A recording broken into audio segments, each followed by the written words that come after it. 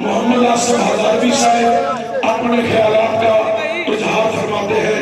अल्लामा पीर मोहम्मद आसिफ हजारवी साहब की बना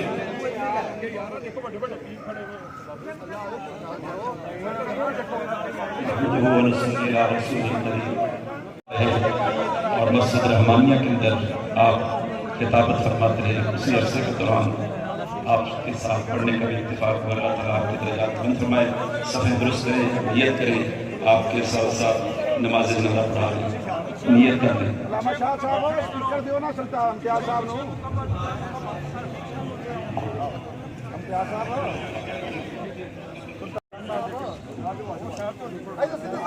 सज्जादा रशीद आस्ताना अलिया लाबे नाम से अल्लाह साहब दुआ